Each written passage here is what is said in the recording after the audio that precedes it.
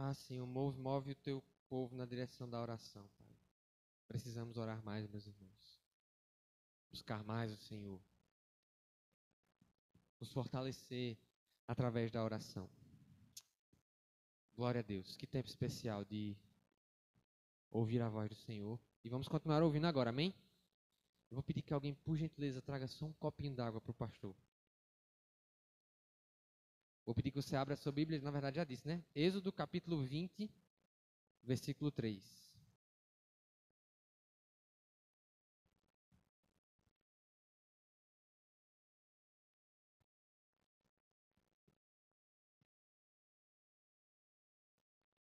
Nós vamos hoje refletir a respeito do primeiro dos 10 mandamentos. Amém? Chegamos finalmente, pastor. Finalmente chegamos. Finalmente chegamos. Êxodo, capítulo 20, versículo 3. Todos aí no texto, amém? Uma frase simples. Não terás outros deuses além de mim. Vamos ler esse versículo de novo? Não terás outros deuses além de mim. Senhor, que tua palavra fale ao nosso coração, que ela nos desafie nessa noite, que ela nos lembre, ó Deus, do nosso chamado primeiro e principal das nossas vidas. Te adorar, viver uma vida diante do Senhor. E que hoje possamos sair daqui com a certeza de que nós vivemos uma vida diante do Senhor sem nenhuma vergonha. Em nome de Jesus. Amém. Amém, meus irmãos? Hoje falaremos sobre esse primeiro mandamento: não terás outros deuses diante de mim, que eu chamo no título dessa mensagem de o mandamento da adoração. A série Mandamentos é sobre a ética atemporal para um mundo sem ética.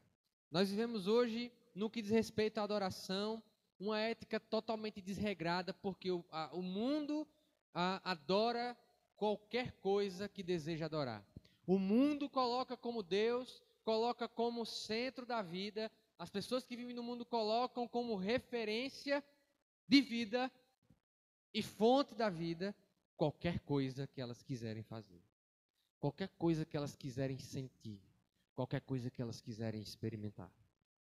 E aí, nesse sentido, o primeiro dos mandamentos da ética atemporal, né? O primeiro dos mandamentos dessa ética do povo de Deus se centra na pessoa do Senhor. O que eu quero lembrar para você nessa introdução, dessa breve reflexão que eu farei hoje, é que quando Deus, ao trazer essas palavras para o povo de Israel, essas 10 palavras, esses 10 mandamentos, e ele começa dizendo, não tenho outros deuses além de mim, ele está relembrando o povo de Israel que o centro da vida deles precisava ser o Senhor. Precisava ser a pessoa do Deus de Abraão, de Isaac e de Jacó. Então, quando você for observar não apenas esse, mas outros mandamentos, ele está no modo negativo.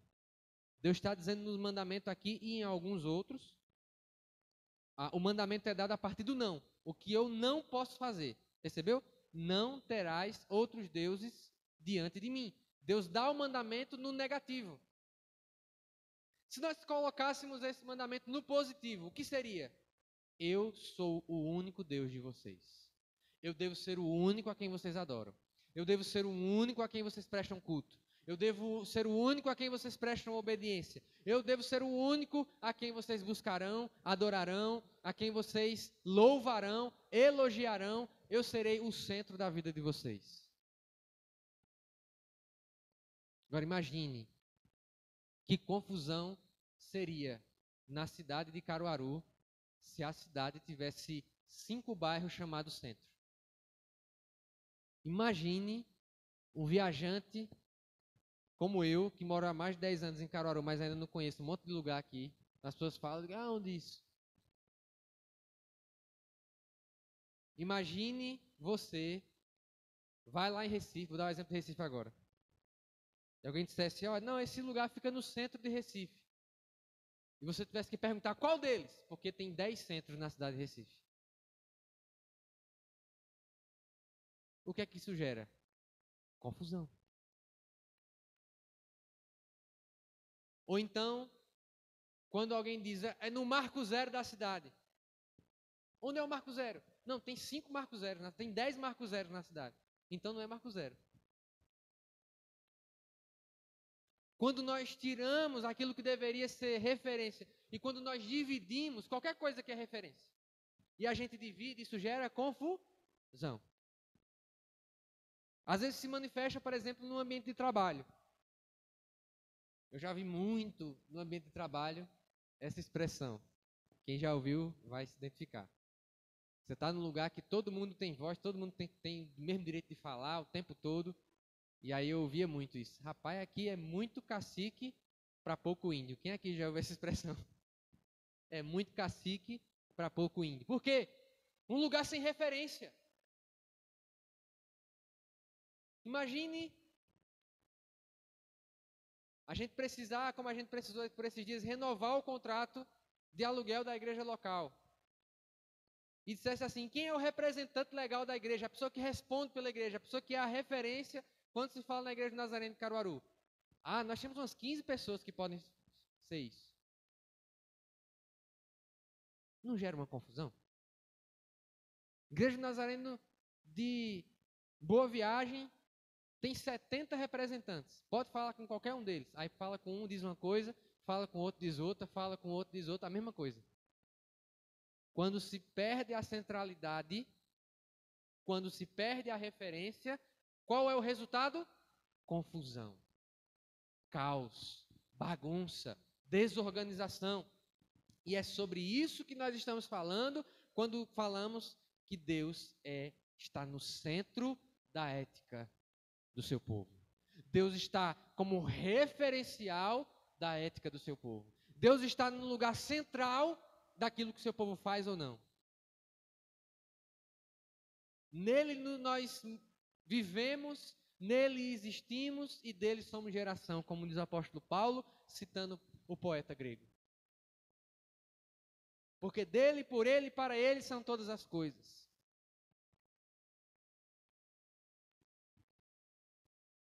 Se alguém fosse buscar a nossa localização no Google Maps espiritual, onde é que nós deveríamos ser encontrados? Em Deus.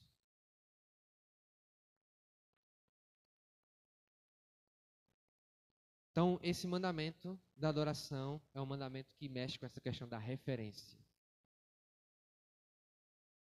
Deus aqui, Ele está, e esse é o primeiro tópico da nossa mensagem, Ele está ensinando o povo de Israel a sair do caos, da bagunça sem referência, que era a adoração no Egito, a adoração em Canaã, a adoração no mundo de modo geral dos mesopotâmicos.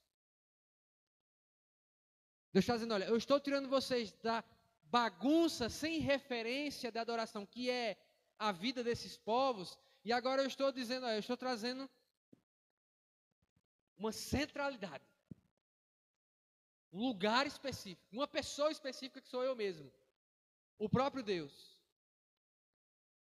O mundo na época dos 10 mandamentos refletia a adoração caótica desses povos. Os cananeus tinham vários deuses, os egípcios tinham vários deuses. E esses deuses nada mais eram do que expressões de valores daquela própria cultura, de aspectos que eram importantes para aquela cultura. Se o povo precisava de colheita, tinha um Deus para ajudar na colheita. Se o povo precisava de chuva, tinha um Deus que mandava a chuva, ou uma deusa. Se o povo precisava de multiplicar o número de filhos, tinha Deus lá, a deusa da fertilidade. Só que essas divindades, elas eram passionais como seres humanos. Elas eram falhas como seres humanos. Elas eram limitadas. Eram enfesadas o tempo todo e precisavam ser mimadas através do sacrifício. Entenda, Deus, quando Ele instituiu o sacrifício no tempo de Moisés, não foi no mesmo princípio das outras divindades, que eram mimadas como troca de favor. Eram deuses, divindades extremamente humanas. Toma lá da cá. Você me oferece um sacrifício e eu te dou a colheita. Você me oferece isso, eu te dou isso. Você me dá isso, eu entrego isso de volta. E essa adoração manifestava, inclusive, a maneira como esses povos enxergavam até a criação. Muitos dos mitos de criação entre os egípcios, entre os mesopotâmicos, entre os cananeus, era a ideia de uma batalha cósmica entre os deuses que acabou gerando a criação. Se for ver, muitas mitologias acreditam que a criação aconteceu dessa forma. Briga entre deuses. Deus está dizendo, ó, desde o Gênesis, eu sou aquele que organiza. Versículos iniciais lá da Bíblia. Ora, a terra era sem forma e vazia, e o Espírito de Deus pairava sobre as águas, e disse Deus, haja luz. Em outras palavras, Deus cria a luz, mas Ele faz isso começando a organizar o que estava desorganizado. Uma massa informe. Deus vai organizando. Deus vai colocando cada coisa no seu lugar, vai dando propósito para a luz, vai dando propósito para a terra seca, vai dando propósito para as águas, vai dando propósito para o firmamento, para os animais, para os peixes, para as aves, para o ser humano. O que é que Deus está fazendo? Além de criar as coisas do nada, organizando, dando propósito. Mas num mundo que adorava vários deuses, que eram deuses quase que semi-humanos, falhos, fracos, qual era o resultado? Caos, confusão, desejos contraditórios. E o povo de Israel, por 400 anos, esteve inserido no meio de um povo que era assim.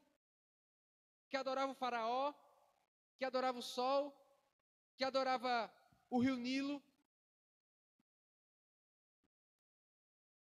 que tinha divindades responsáveis pelo mundo dos mortos, por isso que eles desenvolveram as técnicas de embalsamamento mais incríveis do mundo antigo. E a gente teve até descobertas recentes na história que são de ossuários conservados pelas técnicas de embalsamar dos egípcios. Por quê? Porque eles adoravam uma divindade que voltaria e a pessoa que naquelas pirâmides, os faraós eram enterrados com os tesouros do escravo, morria todo mundo junto.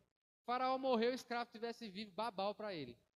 Tinha que morrer também e ser enterrado, porque na ressurreição ele voltava com tudo. Por isso as pirâmides. Foi lá, no meio disso aí, que o povo de Israel estava lá preso. Escravo, cativo.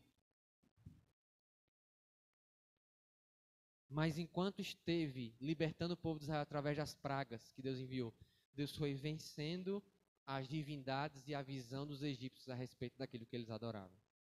Deus provando, eu sou maior do que as divindades de vocês. Vocês não conseguem resistir ao meu poder. E ele agora está dizendo para o Israel, que viu todos os deuses dos egípcios sendo humilhados, sendo envergonhados pelo poder do Deus soberano. Ele diz, olha, agora a coisa tem que estar centrada em mim. O Deus que organiza todas as coisas, em Gênesis, quer agora organizar o seu povo ao redor de si mesmo. A gente fala no futebol, tem uma linguagem, uma gíria, um dizer que diz que aquele fulano lá, o Messi, por exemplo, que ele é o camisa 10 e é o faixa de capitão. Ou seja, ele é uma dupla referência do time. Ele é uma liderança no sentido emocional e ele é uma liderança no sentido técnico. Ou seja, toca a bola para ele porque ele vai resolver a parada. É o que a gente chama 10 e faixa. Deus está dizendo, olha, eu sou a referência. Não é Moisés, não é Arão, não é Miriam. E por que é importante a gente bater nessa tecla? Porque nos dias de hoje, nós somos tentados, meus irmãos, a ter uma ética que tira Deus da referência. E coloca o homem. E coloca aquilo que o homem quer. Coloca o dinheiro. Coloca qualquer coisa. E quando a gente vai colocando muitas referências, o resultado é confusão. E está cheio de igrejas confusas. Que não sabem o que quer. Que não sabem para que existem. Que não sabem para que servem. que não sabem qual é o objetivo delas. Está cheia. Está cheia de pessoas na igreja que, por terem 200, 300 referências, você chega para elas, qual o objetivo da tua vida? E ela não sabe responder. Qual o propósito da tua vida? Não sei. Eu estou aqui participando, congregando, vendo no que vai dar. Deixa eu dizendo. O meu povo é o povo que tem uma referência. E essa referência começa na adoração. Essa referência começa em mim. Uma igreja, um povo que tem Deus como referência, jamais ficará perdido. Agora pega uma bússola, quebra o magnético dela e deixa a seta dela apontando para todo canto. Um povo que não tem Deus, a pessoa de Deus como referência, ela não, é um povo que não sabe para onde vai. É um povo que qualquer pessoa dentro daquela igreja, dentro daquela comunidade que falar mais alto, eita, fulano de tal é um ungido, é um abençoado. Olha como ele fala bonito. E nisso muitos se desviam, porque perderam a referência em Deus. Você que ouve essa mensagem aí no YouTube, o que é que você tem buscado na igreja? Qual é a tua referência? Qual é o teu referencial? Qual o norte da tua bússola? Jesus deixou claro que nós não podemos ter referenciais divididos. Vocês não podem servir a dois senhores, a Deus e ao dinheiro, porque um você vai rejeitar e o outro você vai abraçar. O referencial precisa ser um só.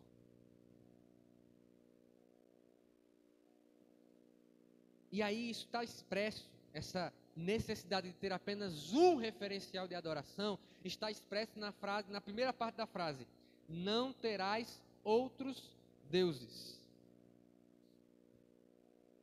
Não terás outros deuses. Isso pode ter pelo menos dois significados. O primeiro é o seguinte: não adorem outras divindades.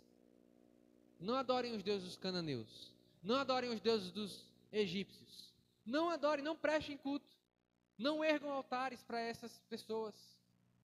Não ergam altares para esses deuses. Esse é um significado. O outro significado que a gente vai trabalhar melhor semana que vem, para não tenham outros deuses, é: não queiram fazer de mim um Deus semelhante aos outros deuses. É o segundo significado disso.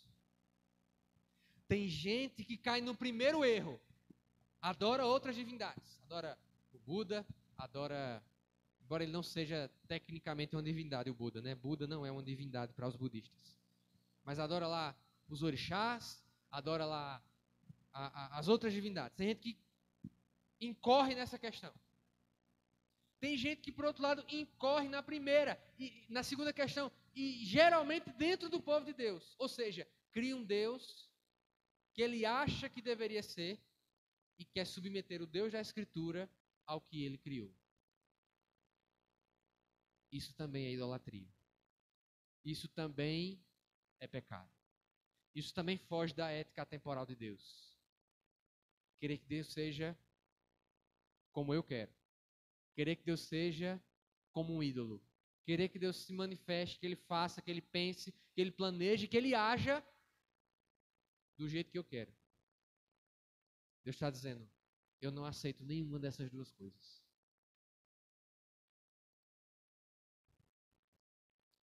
Em outras palavras, Deus está dizendo, especialmente a respeito desse segundo ponto: o Deus de Abraão não é domesticável. O Deus de Abraão, de Isaac e de Jacó, o Deus Todo-Poderoso, El Shaddai, não é domesticável. Tem gente que acha que Deus é um pet, por aí. A gente estava até conversando sobre isso, né, com o irmão Antônio antes de começar o culto. Está esse costume agora. Às vezes até dentro da igreja. A pessoa tem um desejo no coração dela, quer fazer o que ela quer, e aí joga Deus na parada. Diz que Deus vai abençoar. Não consultou a Deus, não consultou a palavra. Quantas vezes nós já fizemos isso? Eu já fiz isso algumas vezes já. Tinha um desejo no meu coração, E porque eu queria muito, eu disse, isso deve ser de Deus.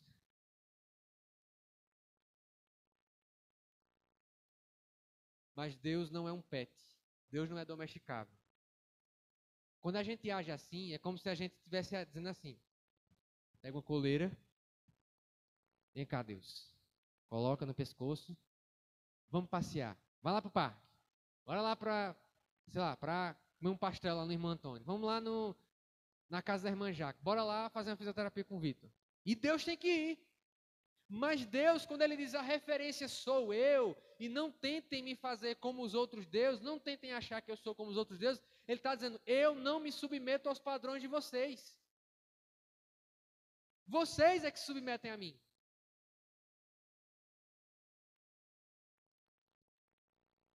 Quando Ele diz não terás outros deuses, é porque havia o costume, e ainda há hoje, para o cristão não é errado, mas naquela época havia a ideia de adotar um Deus para si, é o meu Deus. Tinha lá o ídolo, a estátua, a estatueta feita de cobre, de bronze, do que quer que seja, e esse aqui é o meu Deus. Ele pertence a mim. É o Deus familiar, tinha muito dessa cultura também do Deus familiar. A família tinha aquele Deus, é o Deus daquela família, daquele clã. Deus está dizendo o contrário, não é vocês que me têm primeiro, eu que tenho primeiro vocês, depois vocês me têm. Diga para a pessoa que está do seu lado. Antes de você ter Deus, Ele quer ter você.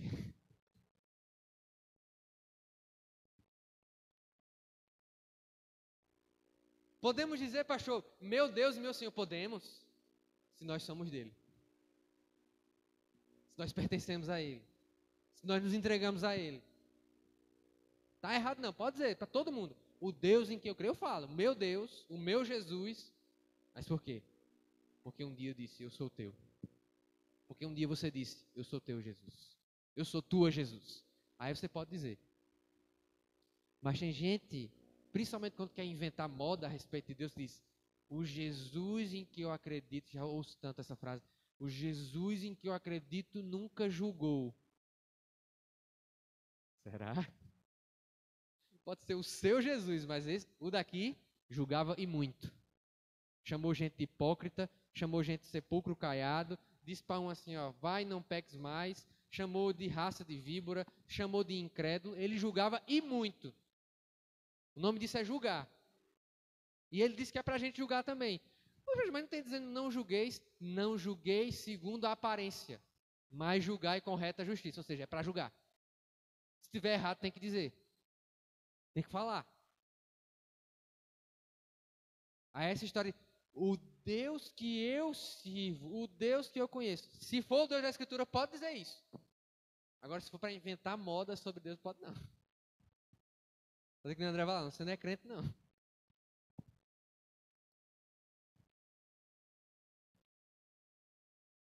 Tá pegando aí a visão? O Deus de Abraão não é domesticável, meus irmãos. E quando eu olho para essa ideia de Deus como referência, eu vejo como a nossa sociedade está tão sem referência.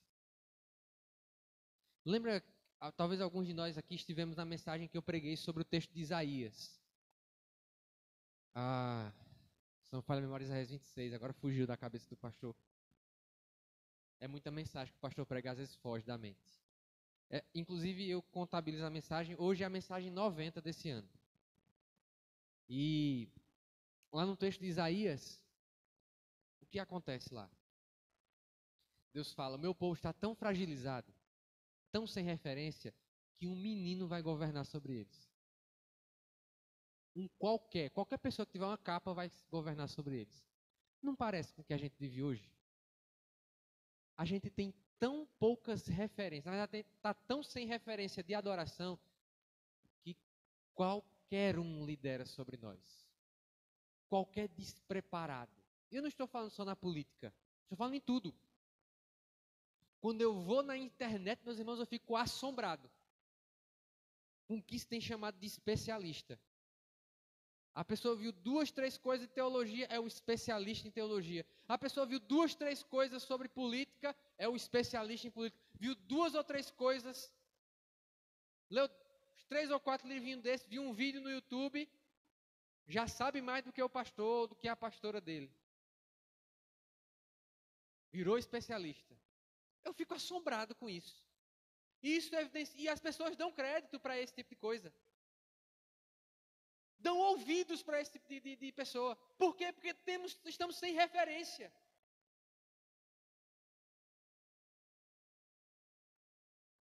Qualquer pessoa escreve 3, 4 páginas. Meu Deus, que coisa nova. Estamos sem referências. E quais são as melhores referências? Agora estou falando do ponto de vista humano. Quais são as melhores referências? Aqueles que têm referência, como referência principal, o Deus de Israel. O apóstolo Paulo diz: sejam meus imitadores como eu sou de Cristo. Quem eu imito? Quem eu tenho como referência? Quem imita Jesus. Quem vive como Jesus. Paulo não tinha essa besteira que o povo tem hoje em dia, não. Ah, não olhe para mim. Eu sou falho. Olhe para mim sim. Siga o meu exemplo. Por quê? Porque eu sou imitador de Jesus.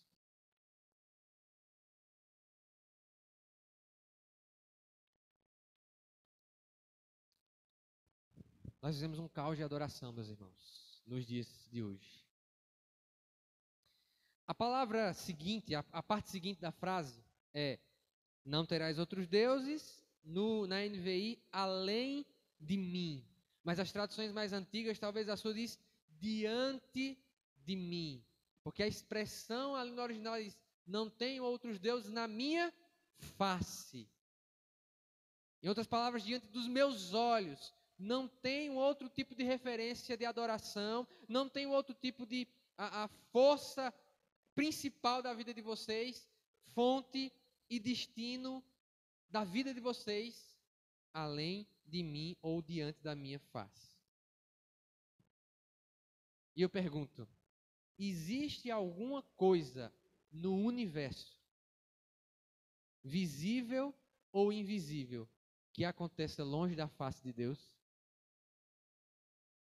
Existe alguma coisa que a gente possa dizer assim, isso não acontece diante de Deus, Ele não está vendo. Tem alguma coisa? Se souber, me diga. Não tem. Ou seja, quando Ele diz, não tenho outros deuses além de mim, ou diante de mim, na minha face, Ele está dizendo, não tenho outros deuses no seu coração. Não tenho outros deuses fora de vocês. Não tenho deuses esculpidos, mas não tenho deuses introjetados no seio de vocês. Porque eu estou em todos os lugares. Se eu subir aos céus, lá estás. Se eu fizer a minha cama nas mais profundas trevas, lá estás. Tu me sondas e me conheces. De longe vês os meus pensamentos. Vivemos o tempo todo diante dele. Já viu aquele vídeo? O camarada que está vivendo o dia a dia dele e Jesus lá do lado. Já viu esse vídeo já? Ele está indo para a oficina e Jesus está lá do lado dele. Imagina.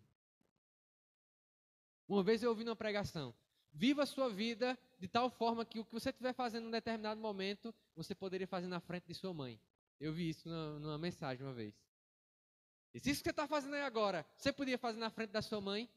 E eu vou agora elevar o nível. Isso que você está fazendo no seu dia a dia, você podia fazer na presença de Deus? Aqui, pois saiba que lá você também está na presença de Deus. Não tenham outros deuses diante da minha face, diante de mim. E isso abarca ídolos internos e ídolos externos. Pode ser o dinheiro ou pode ser uma vontade do coração. Pode ser uma pessoa que existe no mundo físico ou pode ser uma pessoa que a gente idealiza. A gente fala às vezes para as pessoas que estão no processo aí de namoro, conhecer pessoas, esperar em Deus por alguém. Cuidado para não transformar o desejo de casar num ídolo. Nem existe o pretendente e a pretendente. Está lá, só no coração. Mas ele vai se transformando num ídolo.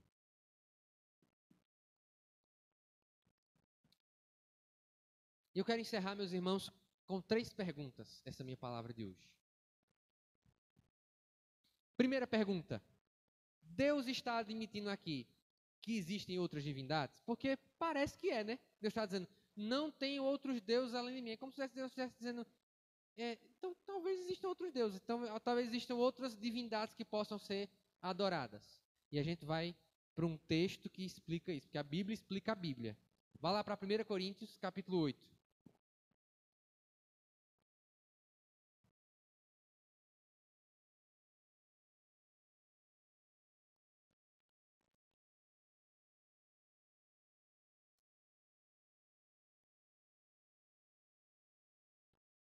Primeira Coríntios, capítulo 8.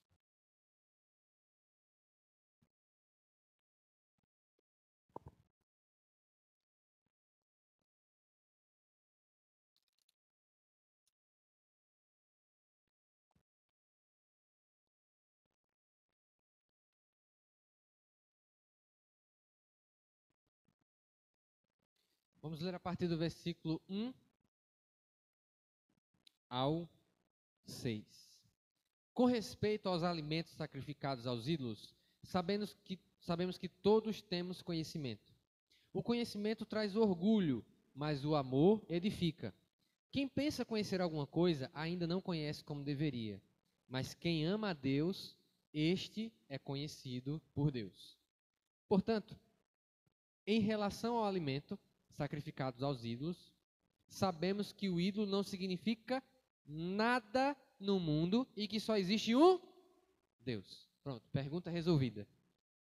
Deus não está reconhecendo que existem outras divindades. Deus está falando que Ele é o único Deus numa linguagem que aquele povo que tinha acabado de sair no meio de um monte de divindade, uma bagunça, poderia compreender. Mas ao longo do relacionamento de Deus com o seu povo no Antigo Testamento, Ele vai deixando claro, e aqui na revelação mais completa no Novo Testamento, fica claro, não existem outras divindades. Não existem deuses, existe um só Deus. Diz que o apóstolo Paulo, quando ele vai para Atenas, a Bíblia fala que ele fica indignado com tanto altar que ele vê lá. Tantos altares que eram erguidos a tantos deuses. Amém? Segunda pergunta que a gente vai responder hoje. Como podemos encontrar prazer nesse mandamento e obedecê-lo hoje? Lembra que quando a gente pregou as primeiras mensagens da série Mandamentos, o que é que a gente disse? Aquele texto de 1 João que diz que os seus mandamentos para nós não são um fardo. Como podemos viver de uma forma que esse mandamento não seja um fardo? Entendendo que nós nos tornamos, a resposta bem resumida, entendendo que nós nos tornaremos aquilo ou aquele a quem nós adoramos. Isso é um princípio da Escritura.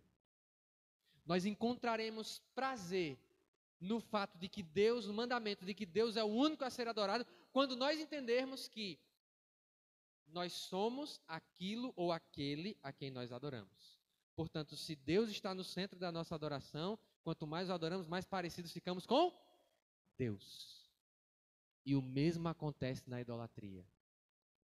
Vamos ler um texto comigo que prova isso? Salmo 115.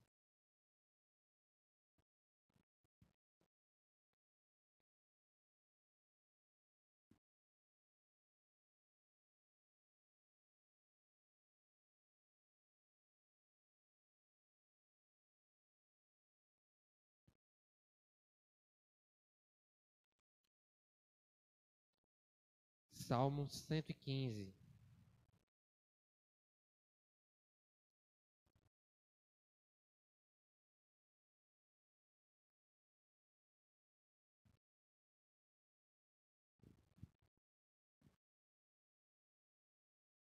Olha como começa o Salmo.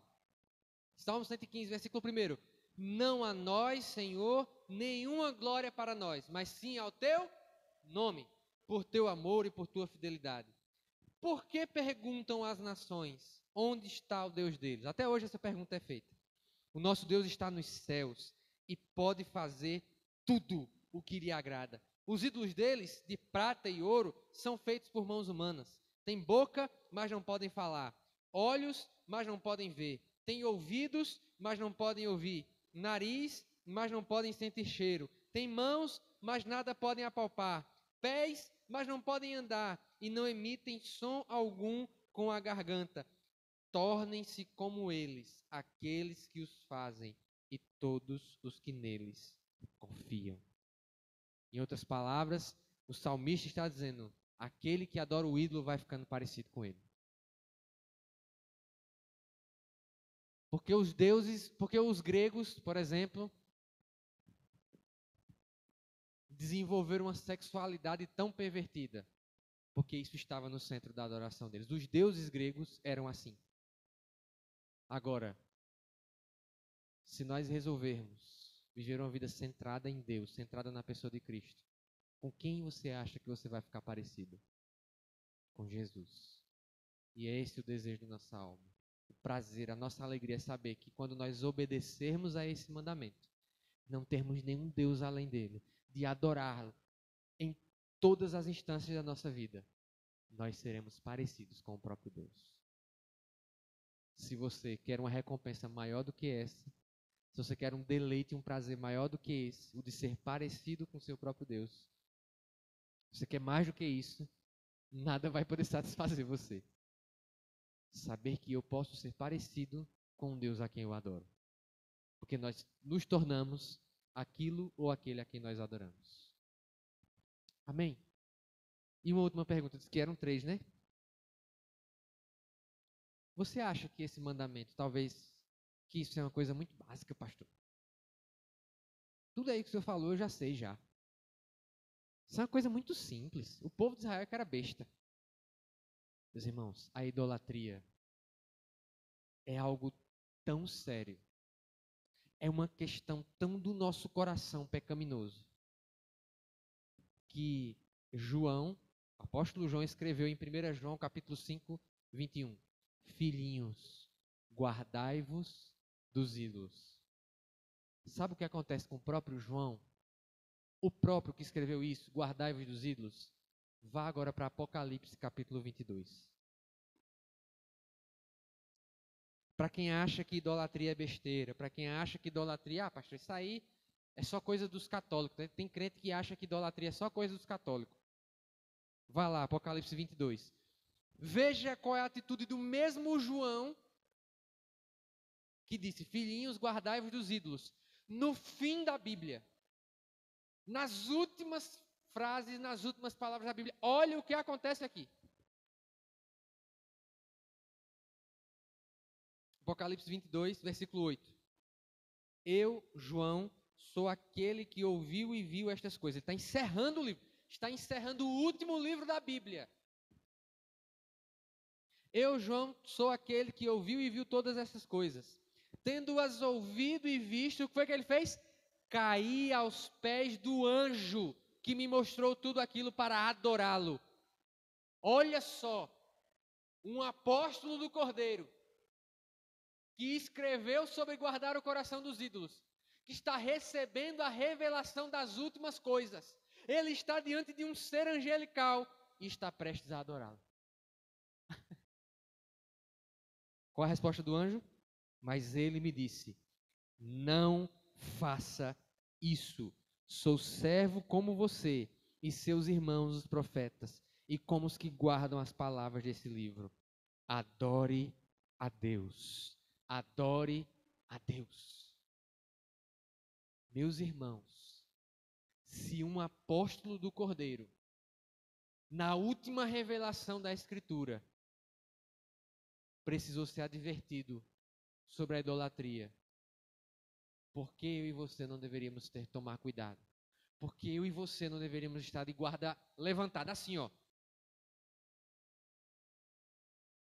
contra os ídolos que podem se levantar no meio do seu coração?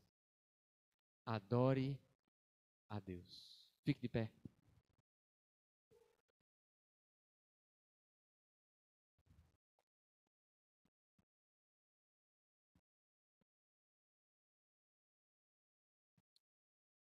Vamos orar ao Senhor. Pai,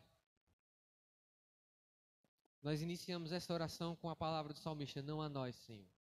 Não a nós, mas somente ao Teu nome seja toda a glória, Pai. Deus, nos ajuda a guardar os nossos corações dos ídolos.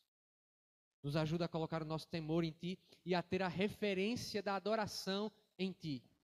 Sabendo, ó Deus, e encontrando prazer, alegria, satisfação em saber que quanto mais cumprimos este princípio fundamental da ética dos mandamentos do Senhor, quanto mais atentamos para este mandamento, mais parecidos vamos ficando com Jesus. Mais semelhantes vamos ficando ao nosso Deus. Mais parecidos vamos ficando com o Deus a quem nós adoramos.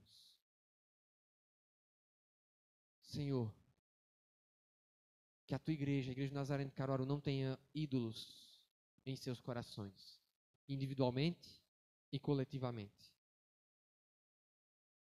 Que o exemplo do apóstolo João, registrado na Escritura, fique muito claro para nós. De que até o mais experiente, conhecedor e versado cristão pode correr o risco de ser um idólatra. Livra-nos disso, Pai. Em nome de Jesus. Amém. Amém, meus irmãos? Que Deus esteja abençoando nossas vidas. Semana que vem, vamos para o segundo mandamento. Em nome de Jesus. Deus abençoe os irmãos. Vão na paz do Senhor. Até domingo, se Deus quiser. Até domingo não, até sábado. Até a noite da primavera.